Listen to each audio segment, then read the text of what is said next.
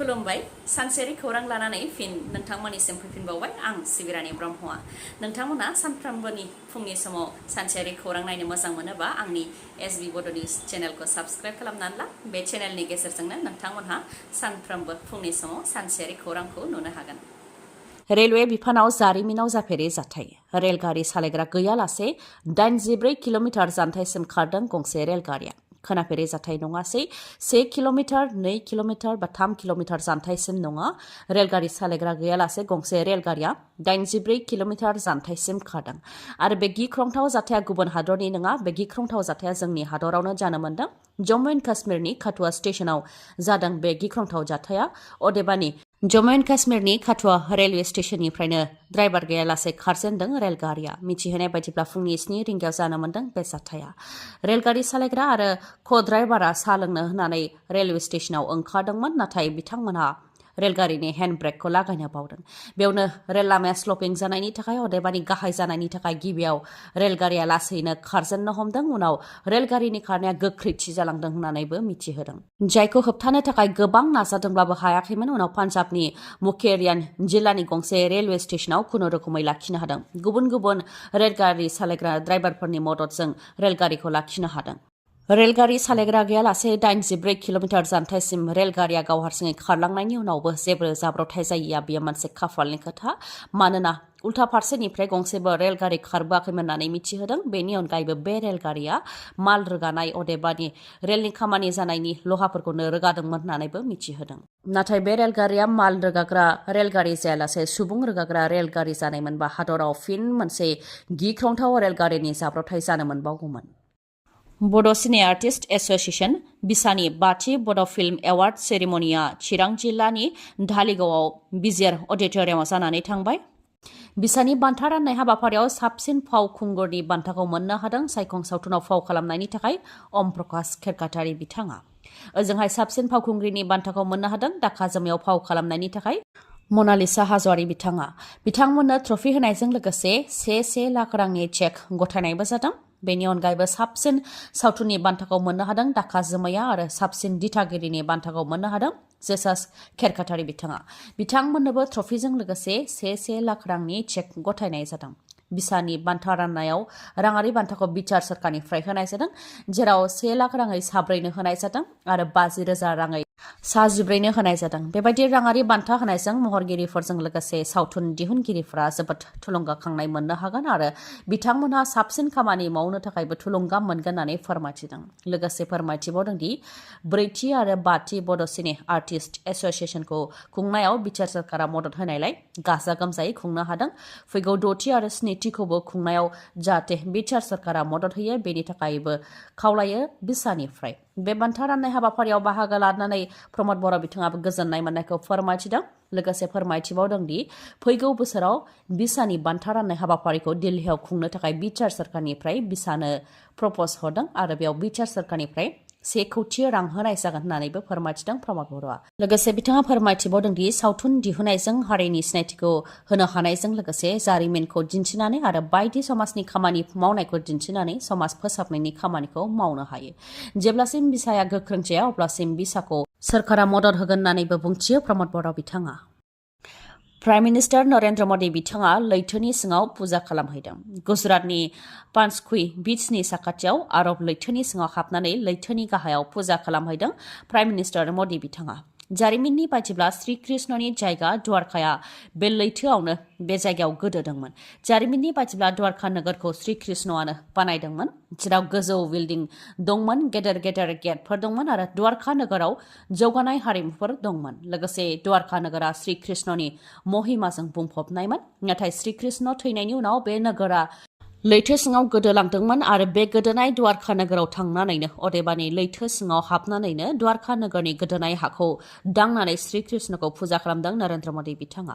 बिथाङा फोरमायथिदों दि लैथो सिङाव हाबनानै द्वारका नोगोराव फुजा होनो थाखाय गोलाव समनिफ्रायनो सिमां नुदोंमोन। आरो गोलाव बोसोरनि बे सिमाङा जाफुंसारनायजों फोरमायसहाय गोजोननाय मोन्दों होननानै फोरमायथिदों प्राइम मिनिस्टार नरेन्द्र मदि बिथाङा। लैथो सिङाव थांनानै बिथाङा दावराय गांखौ श्री कृष्णनि आथिं सेराव बावदों आरो श्री कृष्णनि जायगा द्वारकाखौ गोसोजों मोनदांहैजोबदों होननानैबो फोरमायथिबावो बिथाङा। फोरमायथिनो गोनांदि प्राइम मिनिस्टार नरेन्द्र मदि बिथाङा गुजरातआव थांदोंमोन आरो भारतनि लावसिन केबल ब्रिज सुदर्शन सेतुखौ बेखेवहैदों, जाय दालांनि गोलावा 2.32 किल'मिटार, जाय अखा मेनलेन्ड आरो बिएट द्वारका दिपखौ फोनांजाबगोन। बे दालांआ मोनब्रै लेन थानाय जागोन। लामाया गासै 27.2 मिटार गुवारनि जागोन। गासै 979 कौटि रांजों बानायनाय जादों बे केबल ब्रिजखौ। लामानि जाब्रबथाय जानायजों 7 उन्दै गथ'साफोरा गोब्राबै जोखोम जानो गोनां जादों। गंसे एल्ट' गारिया गंसे सुइफ्ट गारिखौ सौख्रांफैनायाव सुइफ्ट गारियाव थानाय 7 उन्दै गथ'साफोरा जोखोम जानो गोनां जादों। बे जाब्रबथाया भगपुर गरेसराव जानो मोन्दों। मिथिहोनाय बायदिब्ला भगपुरनि लामा सेराव दिदोमै थानाय AS01 EJ 2581 नम्बरनि सुइफ्ट गारिखौ AS01 HE 4359 नम्बर थानाय एल्ट' गारिया सुइफ्ट गारिनि मोखाङाव सौख्रांफैदों, जायजों सुइफ्ट गारियाव थानाय 7 उन्दै गथ'साफोरा जोखोम जानो गोनां जादों। जाथायनि उनाव गरेसर पुलिस थानानिफ्राय पुलिसनि मोनसे हान्जाया जाथायथिलियाव नुजाथिफैदों आरो जोखोम जानाय उन्दै गथ'साफोरखौ फाहामथायनि थाखाय गरेसरनि गुदि देहा फाहामसालि फारसे दैथायहरनायबो जादों। ओजोंहाय जाथाय खालामनायनि उनाव खारखोमा लांदों एल्ट' गारि सालायग्राया। बे जाथायनि अनगायैबो गुबुन मोनसे जाथायाव 9 सुबुंफोरा जायगायावनो जिउ खोमानो गोनां जादों। गंसे स्कर्पिय' गारि आरो गंसे मटर साइकेलनि गेजेराव गोख्रोङै सौग्रावलायनाय जाथाय जादों, जायजों स्कर्पिय'आव थानाय 7 सुबुङाबो जायगायावनो जिउ खोमानो गोनां जादों आरो मटर साइकेलनि सासे सुबुङाबो जायगायावनो जिउ खोमानो गोनां जादों। बे जाब्रबथाया बिहारनि कैमुर जिल्लायाव जानो मोन्दों। कैमुर जिल्लानि देबखालि गामिनि साखाथियाव थानाय 2 नं माहारियारि राजा लामायाव जानो मोन्दों। मिथिहोनाय बायदिबा स्कर्पिय' गारिया उत्तर प्रदेश फारसे थांगासिनो दंमोन। बेयावनो गंसे मटर साइकेलजों मोखांजों मोखां सौख्रांलायदों। गंनै गारिनि गेजेराव सौख्रांलायनाया ओरैबायदि गोख्रोंमोन, गंनैबो गारिया लामानि डिभाइडार बारनानै गोग्लैहैदों, जायजों 9 सुबुङा जायगायावनो जिउ खोमानो गोनां जादों। 9नि मादाव 7 स्कर्पिय' गारियाव दंमोन आरो सासेया मटर साइकेलाव दंमोन। गिख्रंथाव जाब्रबथाय जानाय जाथायखौ खौरां मोननायनि उनाव बिहार पुलिसा नुजाथिफैनानै थैनाय सुबुंफोरखौ बोखांनायनि हाबाखौ मावफैदों आरो पस्टमर्टेमनि थाखाय दैथायहरनायनि हाबाखौबो मावदों। लकसभा बिसायख'थिखौ लानानै BPF दोलोआ सांग्रां जादों। लकसभा बिसायख'थिनि सिगांनो BPF दोलोनि मोनसे देरहासारनाय थांनाय 2021 मायथाइयाव बिजनी विधानसभा बियाबाव आसाम जातीय परिषदनिफ्राय बिजाथि गसंनाय रूपम दासआ BPF दोलोआव हाबबाय। फोरमायथिनो गोनांदि चिरांनि काजलगावआव BPF दोलोआ मोनसे हेफाजाब होनाय हाबाफारि बानजायदोंमोन, जेराव थांनाय 2021 मायथाइयाव बिजनी विधानसभा बियाबनिफ्राय बिजाथि गसंनाय रूपम दासजों लोगोसे बिथाङा 100 गावनि मददगिरिफोरखौ लानानै BPF दोलोआव हाबदों। BPF दोलोआव हाबनायनि सायाव बिथाङा फोरमायथिदों दि आन्सलिक दोलोआ अदेबानि ओनसोलारि राजखान्थि दोलोफ्रा आलदा बा गावस्रा-गावस्रि जानायनि थाखायनो माहारियारि दोलोफोरा ओनसोलारि दोलोफोरखौ फोजोबस्रांनो थाखाय खाबु मोनदों। नाथाय माहारियारि दोलोफोरा गामिनि सुबुंफोरनि साननाय हनायखौ बुजिया, बेनिखायनो ओनसोलारि दोलोखौ मदद होनानै ओनसोलारि दोलोखौ गोख्रों खालामनो थाखायनो आरो BPF दोलोनि नीति आदर्शखौ मोजां मोननानै BPF दोलोआव हाबदों होननानै फोरमायथिदों। आरो BPF दोलोआव हाबफैनाय समाव गावनि बिमा-बिफायाबो बिथांखौ बोर हरदों। जेराव बिमा-बिफानि बोर दं, बेयाव रायजो-राजानि बोर दं, आरो जेराव रायजो-राजानि बोर दं, बेयाव इसोरनि बोर दं, आरो हाग्रामा महिलारिखौ BTSनि चिफ जानायनिफ्राय रावबो होबथानो हाया होननानैबो बुंथियो बिथाङा। लकसभा बिसायख'थिनि सिगां रायजोआव गोबां बिबांनि हाथियार आरो गुलि बारुद बोखांनो हादों। दिपु पुलिस आरो CRPFनि जथाय अपारेशन खालामनायाव गोबां बिबांनि हाथियारजों लोगोसे गुलि बारुद मोननो हादों।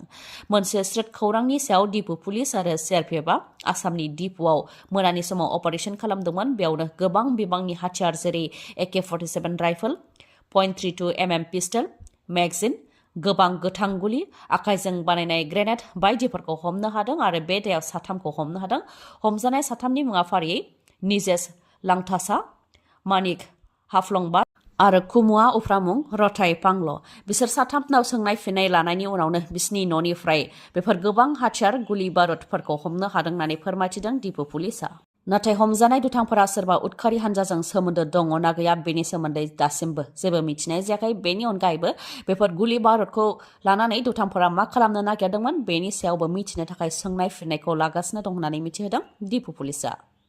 मटरसाइकेल बा स्कुटिनि गोनांथि जानाय रायजो राजाफोर नोंथांमोननि थाखाय जोबोद गोजोनथाव खौरां चिरां जिल्लानि काजलगाव MMH हन्डा श'रुमा नोंथांमोननि थाखाय धामाका अफार लानानै फैदों खालि 9,999 डाउन पेमेन्ट होग्रोनानैनो नोंथांमोनहा हन्डा SP 160 मटरसाइकेलखौ मोननो हागोन बेनि अनगायैबो हन्डा SP 160 मटरसाइकेलखौ बायोब्ला 4,000 केशबेक अदेबानि 4,000 रां मोनफिननो हानायजों लोगोसे बेसेन नाङालासे मटरसाइकेलनि टेंकि आबुं जाजासे पेट्रल मोननो हागोन आरो बेसेन नाङालासे गंनै हेलमेटबो मोनफानो हागोन हन्डा डिअ एक्टिभा स्कुटिखौ बायोब्लाबो 14,999 डाउन पेमेन्ट होग्रोनानैनो बायनो हागोन आरो गोजाम डिअ एक्टिभा स्कुटि मटरसाइकेलखौ सोलायनानै गोदान मटरसाइकेल बा स्कुटि बायोब्ला नोंथाङा 1,000 केशबेक मोननायजों लोगोसे बेसेन नाङालासे टेंकि आबुं जाजासे पेट्रल मोननो हागोन आरो गंनै हेलमेटबो